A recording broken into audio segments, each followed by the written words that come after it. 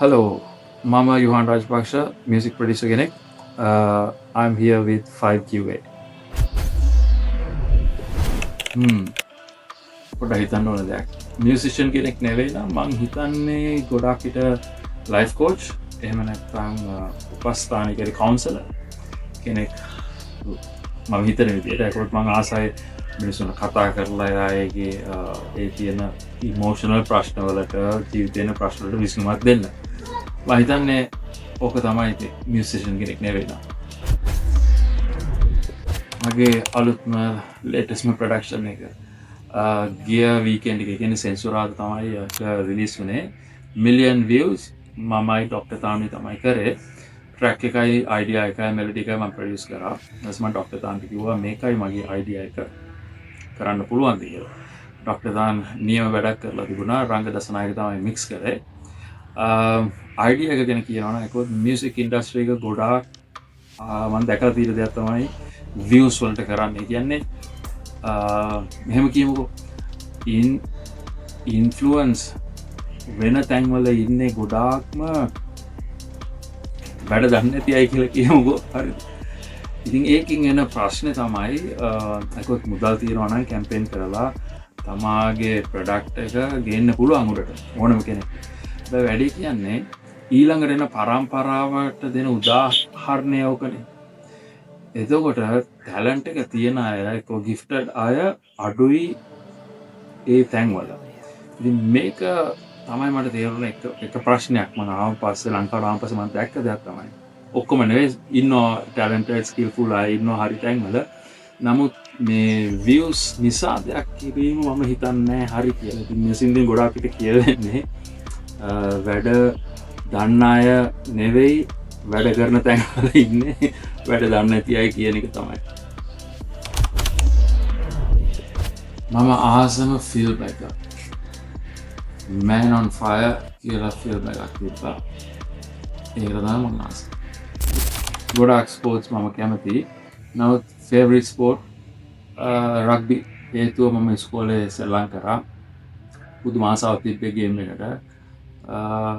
ගොඩක් මැචස් එහෙම බලන්න ගිහිල්ලා යන්න අවස්ථාවක් හම්බුණා. රග්බි තමයි ඒක. මම කැමතිම මියුසිෂියන්. හොඳයි. ගොඩක් ඉන්නවා. කැමතිම කෙනා ඇවිල්ලා ජොන් මේයර් කියලා ගිටාරිස්ට් කෙනෙක් ඉන්නවා. මෙයාට මම ගොඩක් කැමති. හේතුව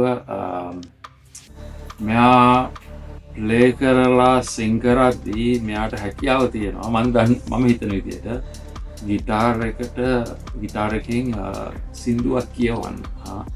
ඉතින් තව මියුසිෂියන්ස්ලා ගොඩක් ඉන්නවා. ඔක්කොමලා අතර ජොන් මේයර් මම කැමතියි. මගේ අම්මෝ මං අමාරු වෙනවා ප්‍රශ්නෙට උත්තර දෙන්න කියලා. මගේ පවුලේ මං කැමතිම කියනවා. දැන් මේක බැලුවම පස්සේ මොනවා කියයිද දන්නේ නැහැ. මෙහෙම කියන්නම් එක කාලෙට එක එකයි කැමති. දැන් මම කැමති අවේ මල්ලිට. හේතුව මල්ලි වල මුණ ගැහෙන්නේ නැහැ. මල්ලි රට ඉන්නේ. ඒකින් කියන්නේ මල්ලිට කැමති නැහැ කියලා කලින්. ඔව්. එන අමාරුයි තෝරන්න ගොඩක් දේවල් එක තැන්වල මම කැමති. මෙහෙම කියන්නම්කෝ. මම කැමති බාබකියු. සවුත් ඇෆ්‍රිකන් බ්‍රයි කියලා කියනවා. බාබකියු එකක් කියලා කියනවා. ඒකත් මම සවුත් ඇෆ්‍රිකා ගියාම මම දැක්කා මේක කරන විදිය හරි රහයි බාබකියු කරන විදිය.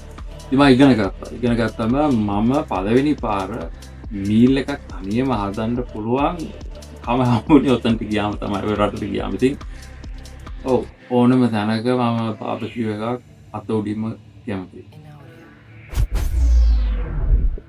මේක ලොකු ප්‍රශ්නයක් කියලා කියන්නේ මේකේ පැති ගොඩාක් තියෙනවා. සංගීතය මොන වගේ තියෙයිද ඉස්සරහට යද්දී ඒකේ ක්වොලිටි එක ඔය වගේ පැති ගොඩාකට යනවා.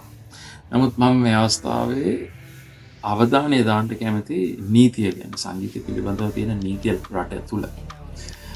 අනාගතය දිහා බැලුවා මම හිතන්නේ හොඳ තැනක තිය හේතුව මම මේ ළඟදී දැනගත්ත දෙයක් තමයි එක කමිටි තියෙනවනේ. සංගීතය කියන්නේ අපි සෝං එකක් කරාන් පස්සේ ඩිජිටලි අපේ රයිට්ස් අපිට හම්බ වෙන, ටීවී එකේ ප්ලේ කරාම අපේ මුදල් අපිට හම්බ වෙන, රේඩියෝ එකේ ප්ලේ කරාම ඒ මුදල් හම්බ වෙන ආයතන දැන් එනවා. ඒකේ තේරුම ඉස්සරහට ප්‍රඩියුසර් කෙනෙක් ආටිස්ට් කෙනෙක් වෙන්න ගොඩාක් හරි දේවල් හරි තැන්වලට වැටිමින් තිබෙනවා. ඉතින් මම හිතනවා ඉස්සරහට සංගීතය කියන දේ ලංකාව තුල හොඳ තැනකට යයි කිව්වොත් මම හිතන්නේ ක්වොලිටි එක පැත්තෙන් එහෙම නැත්නම් සංගීතයේ ටෙක්නොලොජි එක පැත්තෙන් අඩුවක් නෑ අපිට අද දවස් තුල දකින්න පුළුවන්. ලෝකයේ හැමතැනම පාවිච්චි කරන දේවල් මේ ඇතුළේ පාවිච්චි වෙනවා. ස්කිල් එක කෙනෙක්ගේ ටැලන්ට් එක දිහා බැලුවම ඒක තමන් කොහොම හරි වටේ බලලා හරි හදාගෙන යනවා.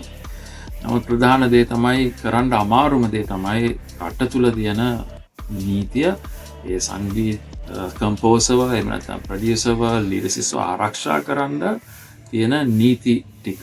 ඉතින් මේවා දැන් මම හිතන්නේ හරි තැන් වලට වැටෙන්න පටන් ගන්න තියෙනවා ලංකාවේ.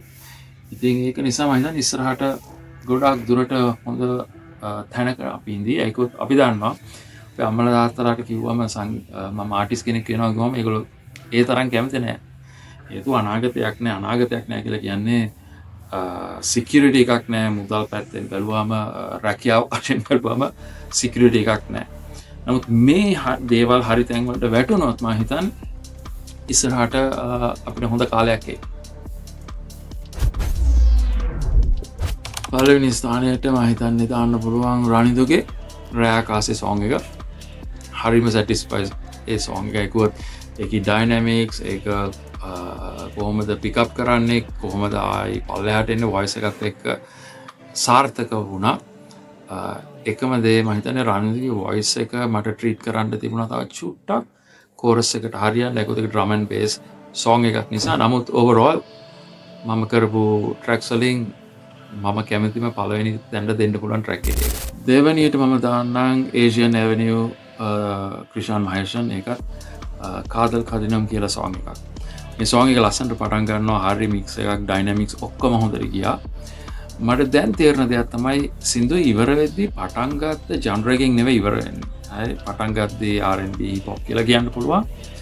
නමුත් ඉවර වෙද්දී පොඩ්ඩක් මේක pop ඩ්‍රම් කිට් එක රොක් කිට් එකක් වෙනවා එකපාරට ස්ට්‍රින්ග්ස් එනවා ඔර්කෙස්ට්‍රල් පැත්තට යනවා වොයිස් එකක් එනවා. ඉතින් ඒ චේන්ජ් එක ඒ තරම්ම ගෙනාවේ නැත්තම් ඒ ඩ්‍රම් කිට් එක එහෙම දාන්න නැතුව අර තිබ්බ කික්ස් නෑකම තිබ්බනම් මම හිතන්නේ ඒක කන්ටිනියස් ජනර් එකක් වෙනවා. ඉතින් ලකුණු 4ක් විතර දෙන්න පුළුවන්. හරි. තුන්වෙනි ස්ථානයට මම දාන්නම් හොයා හොයා භාරතීය සන්තෝෂ්ගේ. ඒකත් මේ සෝංග් එක මම ඒගොල්ලෝ කියද්දි තමයි මට ලයිව් ගහද්දි තමයි මට තේරුනේ මේක කොහොමද හදන්න තිබ්බේ කියන එක. ඒ කියන්නේ මේක ගොඩක් ඔර්කෙස්ට්‍රල් කරන්න තිබුණා. ඒ විතරක් නෙවෙයි ඒගොල්ලන්ගේ වොයිසස් දාලා පොඩි කොය එකක් වගේ ගතියකුත් කරගන්න මට තිබුණා. ඉතින් ඒ අඩුව මට තේරෙනවා තාමත් සින්දුව ගැන සැටිස්ෆයිඩ් මම මෙලඩිය ගැන සැටිස්ෆයිඩ්. නමුත් මේ ටික කරා නම් හරි. ඒකත් මට මතකයි මේගොල්ලෝ මේ ඔක්කොම කරලා ලයිව් ෂෝ එකක් කරා. ඒක මම ඇහුවා. හරි ලස්සනයි. සෝ ඒක තමයි මට කරගන්න බැරි වුණේ. හතරවෙනි තැනට ඉන්ෆාස්ගේ මන්දිර සඳලු තල කියන සෝංග් එක. මේකේ මට හිතෙනවා මම ස්ට්‍රින්ග්ස් වලින් තව පොඩ්ඩක් පුරවන්න තිබ්බ එක විදිහේ ස්ට්‍රින්ග්ස් දාලා ඊළඟට මට තේරෙන දේ තමයි කික් එකයි රිම් ෂොට් එකයි සයිඩ්ස් එකයි වැඩි. ඒක හාෂ් වැඩි. ඊළඟ දේ තමයි මට ඉන්ෆාස්ගේ වොයිස් එක තව පොඩ්ඩක් සපෝට් කරන්න තිබ්බා. එයාට සපෝට් එකක් දෙන්න තිබ්බා මගේ මියුසික් පැත්තට. පස්වෙනි තැනට මම දානවා ක්‍රිෂාන් මහේෂන් එක කරා ඒෂියන් ඇවෙනියු සෝංග් එකක් රාජරාජසෝවා කියලා. මේකේ BK ක්‍රිෂානී හිටියේ මම කැමතිම වයිබ් එකක් කැමති බීට් එකක්. එකම ප්‍රශ්න දෙකක් තියෙනවා මට මේකේ. මේක පස්වෙනි තැනට දාන්න හේතුව මම බීට් එක ගොඩාක් කැඩුවා. ඒ කියන්නේ ෆ්ලෝ එක කැඩුවා.